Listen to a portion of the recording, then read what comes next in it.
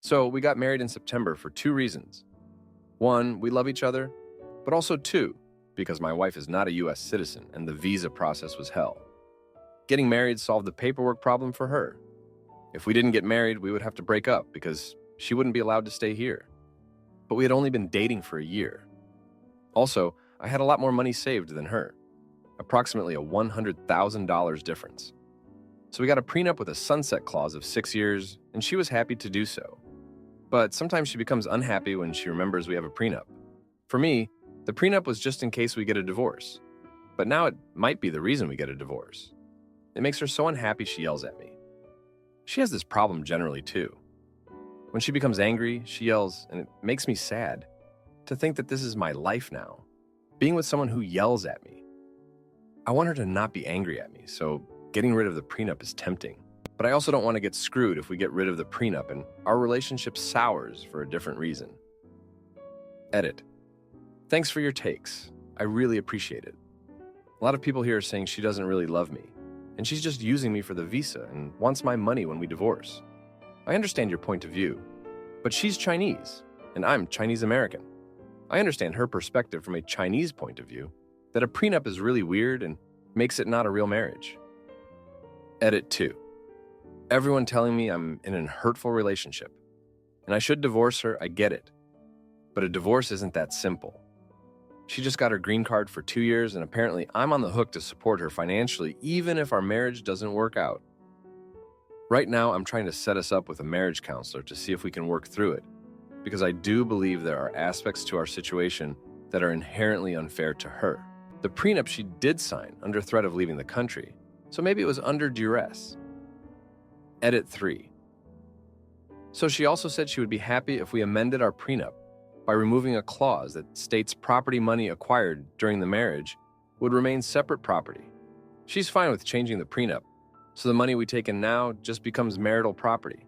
It's not a huge difference.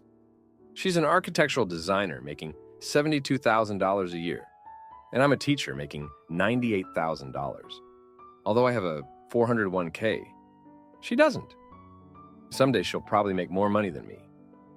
That said, I want to be careful before I sign anything. She just made an amendment in pen and ink to our existing prenup and signed it. She's waiting for my signature now. I will try and talk to a lawyer. I want us to see a marriage counselor, but she doesn't want to. My main issue isn't the money. It's the way she communicates about our problems. Edit 4. So she gave me an ultimatum. Sign the amended prenup or we get a divorce. Edit 5. I'll make a decision later. I told her by the end of the week. The truth is, I want a happy, peaceful relationship with her. But her unwillingness to see a marriage counselor or talk things over like adults, man, I was just so close to being happy. I'm really sad this might be the end of our relationship, fighting over a prenup. Now, for a few comments before the update. Comment 1, Chinese American male here. I was in the exact same situation 2 years ago with my ex-Chinese wife. I canceled the prenup because she kept insisting it was ruining our marriage. Well, she ended things shortly after, and we got divorced. I didn't have too much saved up, but still, it sucks starting over. Years later, she reached out to me apologizing and trying to get back together. She admitted her intention was to get a visa and take money when we got married, which voided the prenup. Comment 2. Sounds to me like she just married you for the free ride and didn't fully understand the prenup. She thought she could bully you into dropping it. You say you love each other, but I'm not so sure it's mutual. This is not the behavior of someone in love. Now, for the update. Thanks for your comments on my last post. This week has been well. I'll just get into it. I never thought I'd be the guy to get an ultimatum from his wife, but here we are. She's been giving me the cold shoulder since she dropped the bomb about the prenup. I've been sleeping on the couch, and we barely talk except for the necessary stuff, like who's going to buy groceries. I tried to reach out to her to explain that I need more time, that this isn't just about the prenup, but about us, our future. But she's not having any of it. She's convinced that if I loved her, I wouldn't need a prenup at all. I get where she's coming from, but it's not that simple. Then, out of nowhere, her mom calls me. She's never called me before. She tells me in her broken English that I'm breaking her daughter's heart, that I should trust her and sign the paper. It felt like a low blow, getting her family involved. But it also made me realize how serious she is about this. I talked to a lawyer like I said I would. He told me that signing the amendment could be risky, especially without proper legal drafting. He also mentioned that if we did divorce, the financial obligations could be significant, especially with her recent green card status. It's a lot to take in. I've been thinking about all the times we were happy, before the prenup was ever an issue. It's hard to believe that something on paper could cause so much trouble. But then I remember the yelling, the arguments, and I wonder if we were ever really that happy or if I was just ignoring the signs. The deadline I gave her is tomorrow. I haven't signed anything yet. I'm torn between wanting to make her happy and protecting myself. It's a mess. And then yesterday, she did something I never expected. She packed a bag and left. Just like that. No note, no call, nothing. I came home from work and her stuff was gone. I tried calling her, but she's not answering. Her friends say they haven't seen her, and I'm starting to worry. It's like she's trying to force my hand, make me realize what I'm losing. But it's also making me question everything. Is this the kind of relationship I want? One where my partner walks out instead of working things out? I'm left here in our empty apartment, thinking about what to do next. I'm supposed to make a decision today, but with her gone, I don't even know if there's a decision to be made anymore. It feels like she's made it for me. I'm starting to accept that maybe this is just how it's going to be. Maybe she won't come back and I'll have to move on. It's a terrible situation, but part of me is relieved. Relieved that I won't have to argue about a prenup anymore, that I won't have to deal with the yelling. But I also feel like I've failed, like I couldn't make my marriage work. I guess I'll have to wait and see if she comes back. If she does, maybe we can talk, really talk, and figure things out. If not, well, I guess that's my answer. Thanks for reading. Am I the idiot for going through major surgery? Alone after my husband decided work was more important. Hi everyone, I am a 39-year-old female and have been married to a 38-year-old male for 14 years. We have 2 kids. I recently booked a major surgery in another state, not too far from where we live, 3.5 hours away. My surgeon scheduled my surgery 2 months in advance to allow ample time for planning. Fast forward to the week before my surgery, my husband asked me about my plans and how I planned to get there. I didn't have an answer because I assumed he would be with me every step of the way. He said he couldn't take time off work, even though he works for himself and is not struggling financially. He suggested that he would come to support me at the end of the week and travel down then. He hadn't made any plans for us to travel together or be there when I come out of the theater. His work was his priority. He asked me 2 weeks prior what my plans were for the kids during the week of my surgery.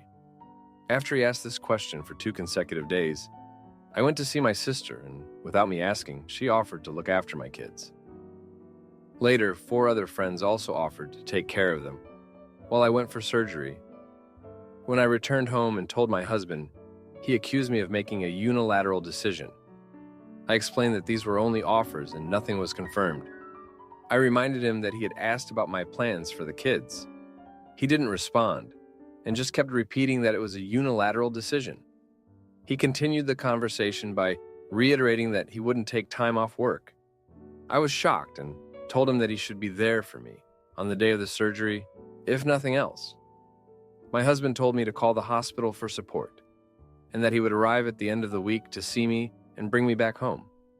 I was left speechless, unsure of who I was to my husband at that point. I quickly booked a flight and a hotel to avoid being stranded because I had assumed he would drive me there and stay with me. Later, I told him that he wouldn't need to come at the end of the week because I would be flying back by then. I don't see the point in him coming when everything is already done. I have since been quiet and non-responsive to his attempts at conversation because I don't know where I stand with him anymore. What do you think about my husband's actions or lack thereof towards this life-changing surgery? Am I missing something? Am I feeling entitled? Please, no insults. Thank you. Now for a few comments before the update. Comment 1. He's a fair weather partner, isn't he? I bet you do the majority, if not all, of the childcare and arranging their health appointments and driving them to their activities as well. He's inconsiderate. Also, the older you get, the more health problems you'll have. I bet he'll just sit at home sucking on his dentures in his 60s instead of taking you to doctor's appointments as well. Comment 2. Yeah, this guy seems like the type that leaves if you have a life-changing illness because they can't handle it. Think long and hard if this is the relationship you want to start your 40s with and continue. What would he expect from you if the situation was reversed? Hope your surgery goes well, OP. Wishing you a speedy recovery. Now, for the update. Thanks for sticking around for this update. So, the day before my surgery, my husband drops the bomb that he's not just busy with work, but he's been seeing someone else. Yeah, you heard that right. After 14 years, 2 kids, and a major surgery on the horizon, he decides to confess. He says he's been feeling neglected and wanted to find someone who appreciates him. I'm fuming, but I've got bigger fish to fry with my surgery tomorrow. I go through with the surgery alone, and it's tough, but I make it. My sister's been an angel, taking care of the kids and checking in on me. But here's where it gets even messier. While I'm recovering, I get a call from a friend back home saying they saw my husband out with this woman. And it turns out she's someone I know, a so-called friend. I'm hurt, but I'm also getting angry.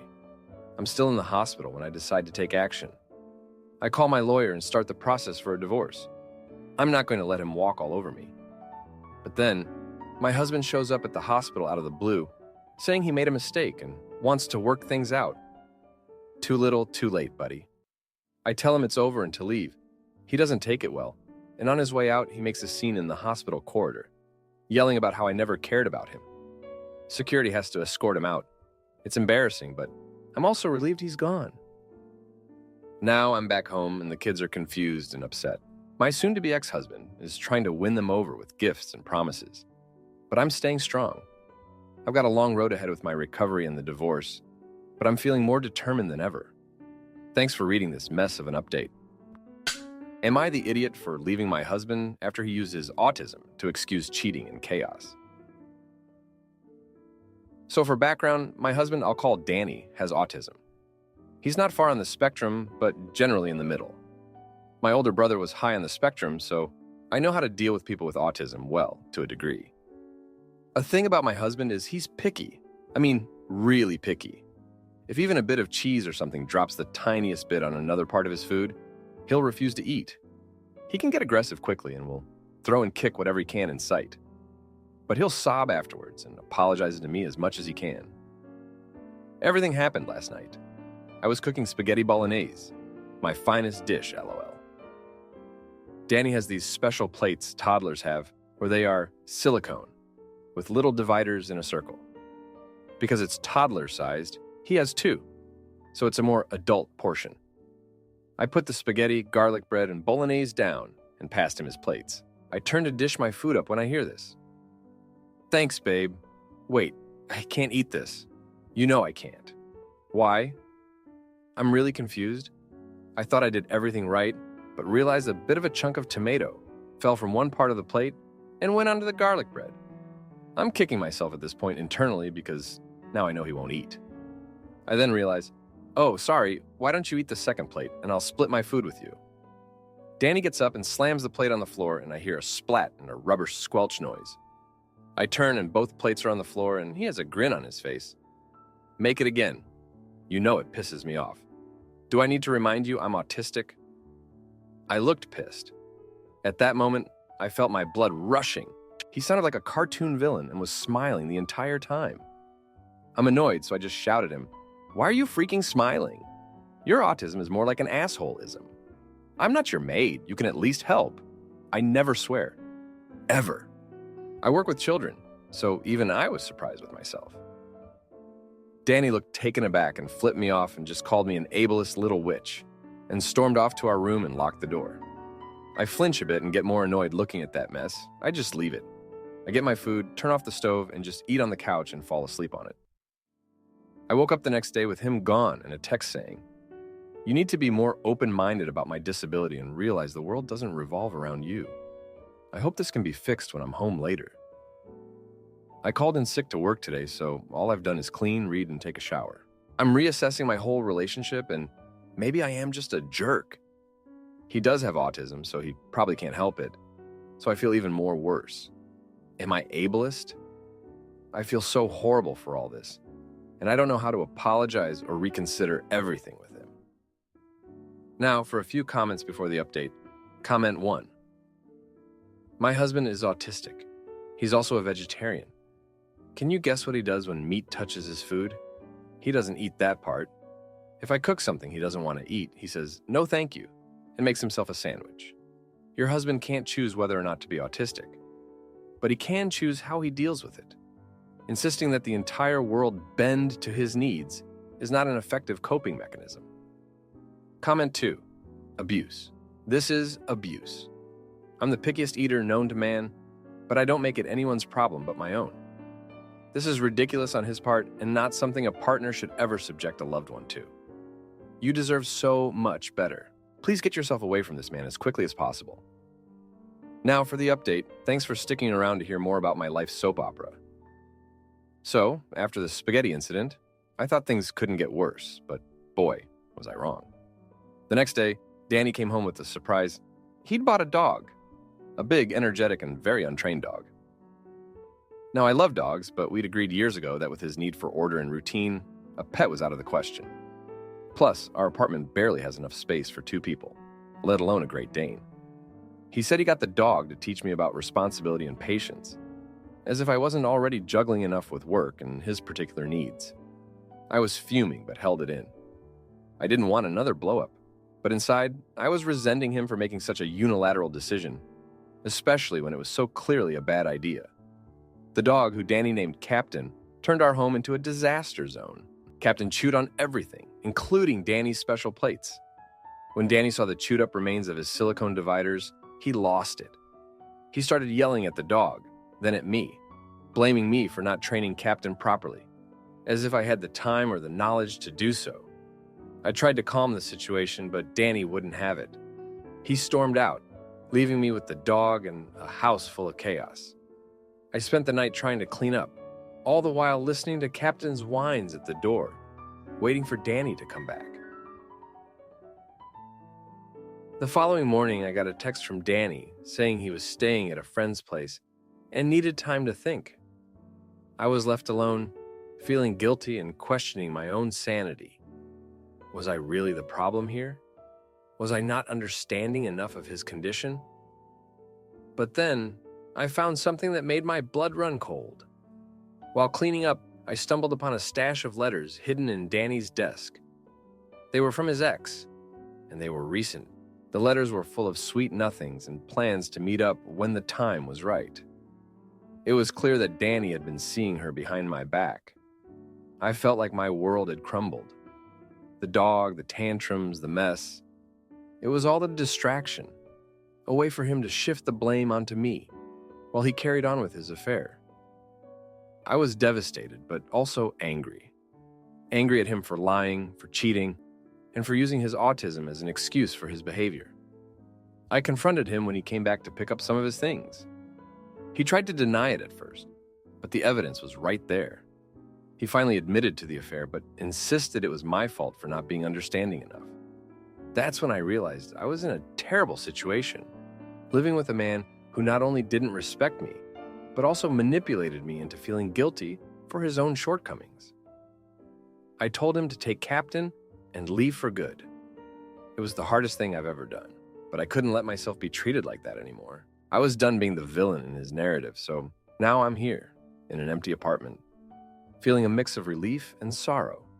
I've lost my husband, but maybe I've gained a chance to find happiness without him. It's not the closure I wanted, but it's a start. Thanks for reading. If you like this video, you'll probably like these too. Also, while you're here, please consider subscribing. It's your support that keeps this channel alive and allows me to make better and longer videos.